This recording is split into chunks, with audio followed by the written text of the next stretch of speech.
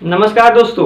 बात सत्ता की करे, बात महंगाई की करे या बात नए नियम को इंट्रोड्यूस करने की, मोदी सरकार हमेशा ही उसमें टॉप करती है। और आज ऐसे ही एक नए नियम को इंट्रोड्यूस करने वाला है भारत सरकार, जिसका नाम है पीसीबी। पाकिस्तान क्रिकेट बोर्ड की मैं बात नहीं कर रहा, मैं बात कर रहा हूँ पॉपुलेशन कंट्रोल बिल का, जो 2 चाइल्ड पॉलिसी के नए नियम को लेकर के आने वाले हैं, जो यूपी में लग चुका है और बिहार में भी लग चुका है, क्योंकि यहाँ भी तो बीजेपी है और जितने सारे बीजेपी वाले स्टेट्स है उसमें तो ऑलरेडी लग ही जाएगा।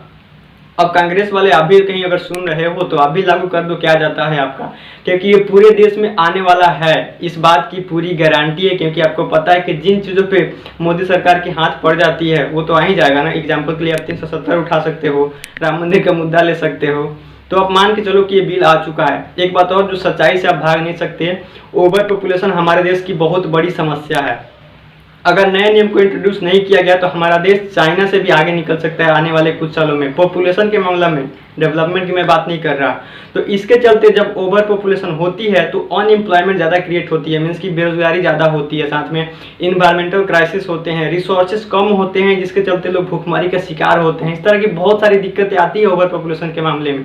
तो नए नियम जरूरी हैं, इसके क्या क्या पॉजिटिव है क्या क्या निगेटिव है, दोनों मैं बात करूँगा। क्योंकि जब भी कोई नियम आते हैं तो उसके दोनों पहलू को देखना ज़्यादा जरूरी होता है।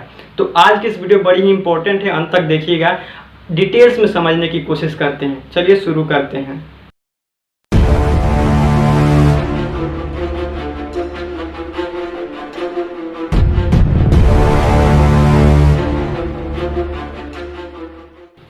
टू चाइल्ड पॉलिसी आने के बाद में जिनके 2 से अधिक बच्चे हैं उन्हें कोई गवर्नमेंट जॉब नहीं मिलेगी, उन्हें गवर्नमेंट कोई सब्सिडी नहीं देगी, और तीसरा वो चुनाव नहीं लड़ सकते हैं। मोटा मोटी तौर पे बात करें तो उन्हें गवर्नमेंट से जो प्रॉफिट्स मिलती थी वो अब उन्हें नहीं मिलेंगे।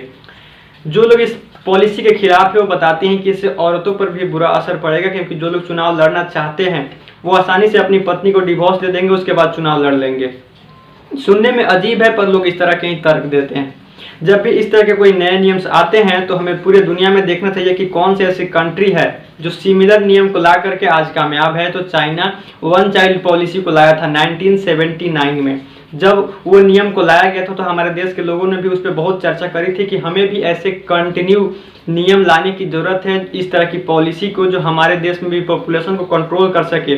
देखो चाइना कितना आगे निकल गया इस पॉलिसी को लाने के बाद में, और हमारा देश पॉपुलेशन में ही फंसा रह गया। मैं बता दूं कि चाइना का 1 चाइल्ड पॉलिसी बहुत बड़ा फेलियर था। ऐसा क्यों? क्योंकि 1917 में लाने के बाद 2005 आते आते चाइना की हालत बहुत ही ख़राब हुई थी, क्योंकि वहाँ भी जेंडर बायस्ड लोग थे।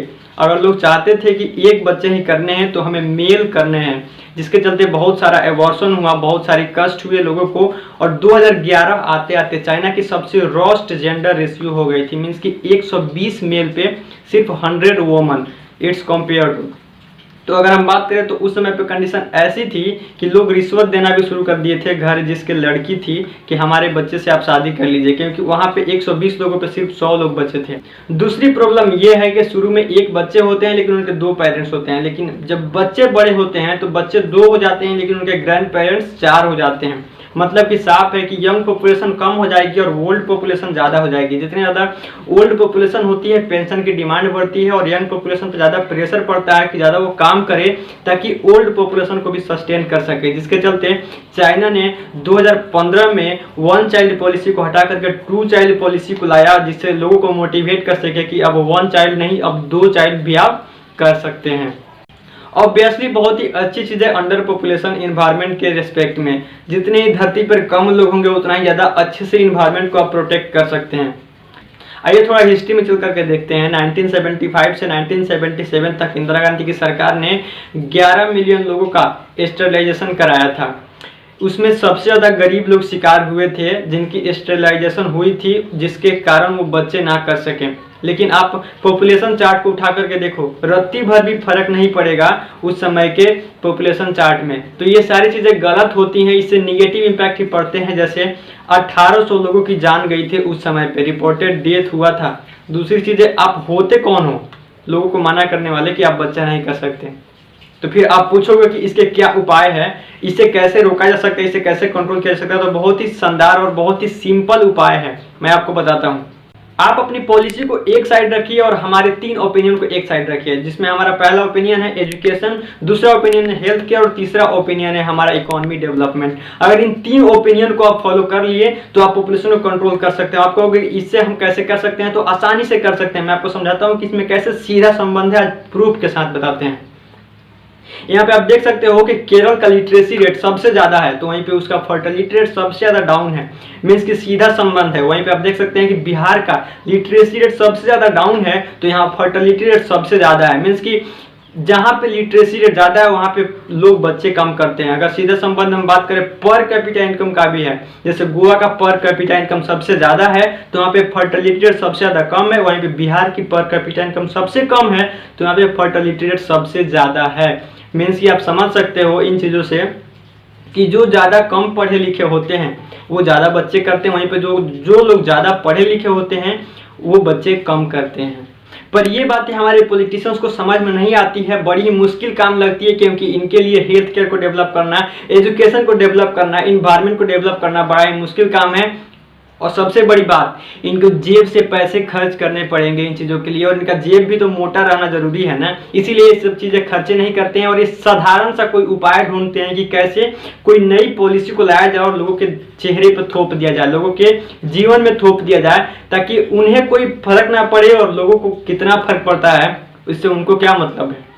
तो मैं आपसे पूछना चाहता हूं कि क्या सच में इंडिया को 2 चाइल्ड पॉलिसी लाने की जरूरत है या एजुकेशन और हेल्थ केयर को सुधारने की जरूरत है? आप कमेंट करके जरूर बताइएगा वीडियो को रोक करके। साथ में मैं इतना बता दूं कि जहां पे लिटरेसी रेट सबसे ज्यादा कम होती है वहां पे लोग यही सोचते हैं कि हमारे जितने ज्यादा बच्चे होंगे तो वो हमारा काम में हाथ बटाएंगे, अगर कहीं लफड़ा होता है तो उसमें हमारा ज्यादातर लोग साथ देंगे, इसीलिए लोग ज्यादा बच्चे कर पाते हैं। दूसरी नेगेटिव कॉन्सिक्वेंसी क्या हो सकती है वो भी कमेंट करके जरूर बताइएगा 2 चाइल्ड पॉलिसी के। मेरी राय में अगर सरकार 2 चाइल्ड पॉलिसी को लाना चाहती है तो वो बिल्कुल लाए। आपको पता है कि अभी भले ही कुछ स्टेट्स में है लेकिन ये पूरे देश में लागू होगा, क्योंकि ऑपोजिशन कितना स्ट्रांग है ये किसी से छिपा नहीं है।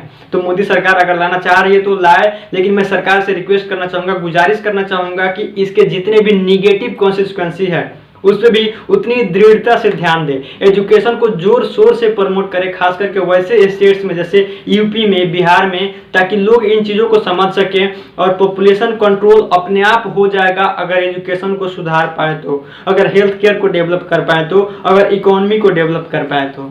मैं पहले ही बता चुका हूं कि कैसे फर्टिलिटी रेट और लिटरेसी रेट एक दूसरे से कनेक्टेड है। जहां जितनी ज़्यादा एजुकेशन होती है वहां पे फर्टिलिटी रेट अपने आप डाउन जाती है। तो बस सरकार ये करे कि हर जगह पे इंडिया में इकोनॉमी डेवलप करे, हेल्थ केयर डेवलप करे, एजुकेशन को डेवलप करे, ताकि फर्टिलिटी रेट अपने आप डाउन हो सके। उम्मीद करता हूं कि आपको हमारी वीडियो पसंद आई होगी। मुझे जो अच्छा लगा मैंने बता दिया। अगर आप हमारे चैनल पर अभी तक हैं तो हमारे चैनल को सब्सक्राइब करिए, बेल आइकन को प्रेस करिए, फेसबुक पर देख रहे हैं तो हमारे पेज को जरूर लाइक करिएगा। मिलते हैं आपसे अगली वीडियोज में, तब तक के लिए बने रहिए हमारे साथ। जय हिंद।